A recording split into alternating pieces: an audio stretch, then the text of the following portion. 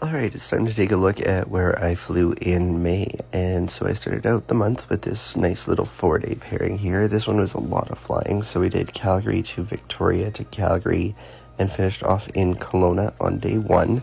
Day 2, we flew Kelowna to Calgary, and then we made our way south to San Diego. And then we came back to Calgary and spent the night there. Day 3, we did the Seattle turn and made our way back to Calgary. And then we flew all the way across the country to Ottawa.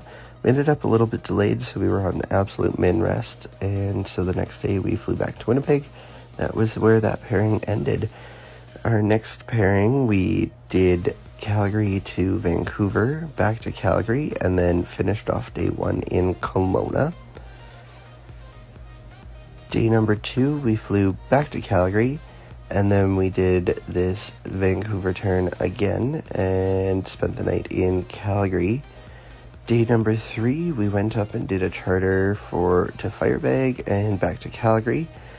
Then we flew to Winnipeg and finished off the day all the way over on the East Coast in Halifax.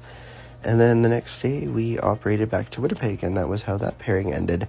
Then I picked up this 1-day Edmonton trip from a friend, so it was just a flight there and back so that he could go to Europe.